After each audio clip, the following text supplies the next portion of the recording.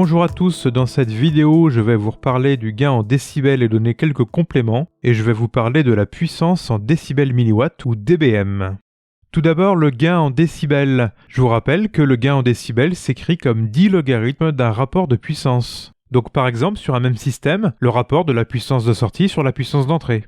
C'est la compression d'un rapport de puissance exprimé en watts. Le rapport de ces deux puissances est sans dimension, donc les décibels représentent quelque chose qui est sans dimension. Par exemple, 3 décibels correspondraient à un rapport de puissance multiplié par 2. N'importe quel rapport qui serait égal à 2 conduirait à un gain de plus 3 décibels. On a vraiment l'expression d'une notion relative. Il faut faire attention à cette compression qui peut porter à confusion. En effet, cette compression permet de représenter de fortes variations sur de petites valeurs. C'est un avantage pour avoir une écriture plus condensée, mais attention aux confusions.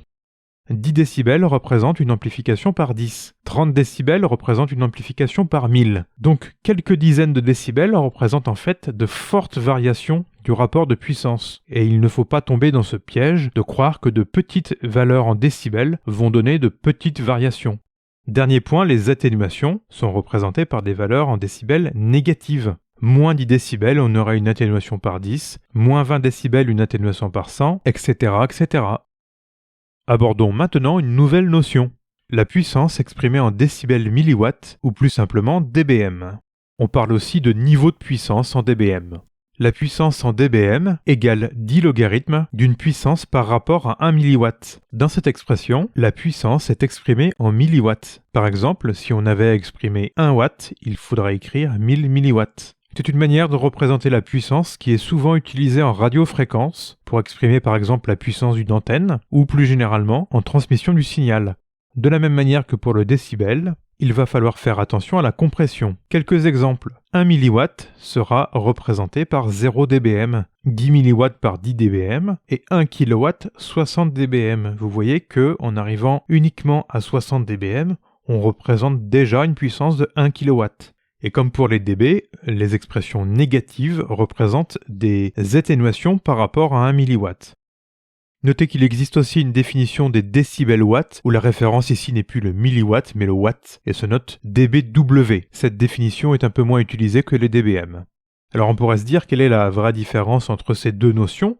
Eh bien comme je disais, les décibels représentent une expression relative entre deux puissances, et de nombreux rapports peuvent amener à la même valeur en décibels, alors qu'en dBm, on a une expression absolue et fixée des valeurs.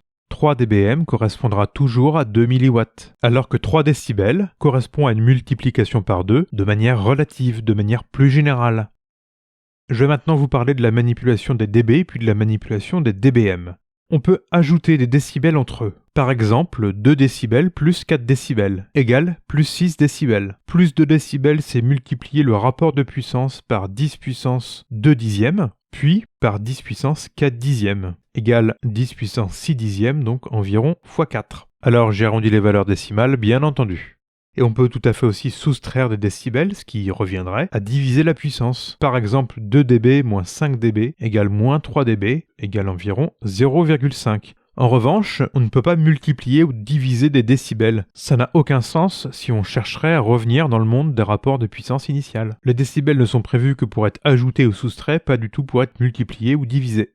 J'insiste bien que ajouter des décibels n'a rien à voir avec ajouter des puissances. Ajouter ou soustraire des décibels correspond à multiplier ou diviser les puissances en watts. Pour ajouter ou soustraire correctement des puissances, il faut le faire directement en watts. Nous allons faire un exemple dans quelques instants avec les dBm. Et pour terminer cette vidéo, la manipulation des dBm, alors c'est un peu plus particulier encore. On peut ajouter ou soustraire des décibels au dBm. Ça reviendrait à multiplier ou diviser la puissance en milliwatts. Comme je vous disais précédemment, ajouter ou soustraire des dB revient à multiplier ou diviser par rapport à un point de référence. Exemple, si on prend une puissance de 10 milliwatts, on aurait donc 10 dBm. Et ajoutons-y 3 dB. Et pour mener à bien le raisonnement, on va tout redécomposer les logarithmes. 10 log de P sur 1 milliwatt plus 10 log de 2. Si on fusionne les deux logarithmes, on va obtenir 10 log de 2p sur 1 milliwatt. Donc on voit qu'on a multiplié la puissance initiale par 2, toujours en rapport à 1 milliwatt. Donc au final, ça reviendrait à obtenir 20 milliwatts. On peut faire la même chose en soustrayant des dB avec le même principe. On peut soustraire des dBm entre eux. Ça reviendrait à faire une comparaison de deux puissances, et au final, on obtiendrait des décibels. Démonstration. Prenons 2 puissances en dBm et soustrayons-les. On peut fusionner les logarithmes et on obtient 10 log de P1 sur P2. Et ça, c'est exactement la définition des décibels. Enfin, dernier point sur l'addition des puissances et la manipulation des dBm dans ce cas. L'addition des dBm conduit à un piège et en fait, c'est une mauvaise utilisation des dBm. Et ce n'est pas du tout la même chose que additionner des puissances. Reprenons les 2 puissances en dBm que j'avais précédemment, 10 log de P1 sur 1 mW et 10 log de P2 sur 1 mW. Additionnons ces 2 puissances en dBm et on va additionner les 2 logarithmes et fusionner les 2 logarithmes pour obtenir 10 log de P1 sur 1 mW fois P2 sur 1 mW. C'est totalement différent que d'obtenir 10 log de P1 plus P2 sur 1 mW.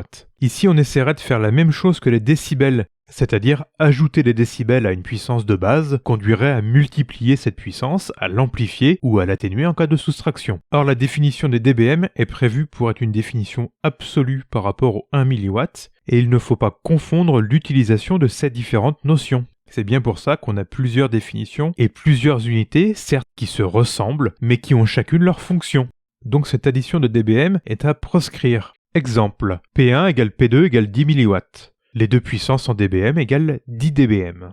J'additionne mes 2 puissances en milliwatts, donc j'obtiens 20 mW, donc en gros je double la première. On obtiendrait 13 dBm pour cette puissance de 20 mW. C'est le même exemple que précédemment. Si j'additionne les 2 puissances en dBm, j'obtiens 20 dBm, j'aurai quelque chose qui serait égal à 100 mW. Ça n'a absolument rien à voir, il ne faut pas du tout utiliser cette manipulation des dBm. Exemple 2, comment bien faire les choses. Partons de 2 puissances en dBm, par exemple P1 égale 25 dBm et P2 égale 21 dBm. La première chose à faire est une conversion en watts, ou en milliwatts ici. P1 est donc égal à 10 puissance 25 dixièmes de milliwatts, donc environ 316 milliwatts, et P2 environ 126 milliwatts. Additionnons ces 2 puissances, on obtient 442 milliwatts. Et maintenant, on va reconvertir ça en dBm, donc 10 log de P1 plus P2 divisé par 1 mW. Et on trouve 26,45 dBm. Ce raisonnement peut être amené un cran plus loin.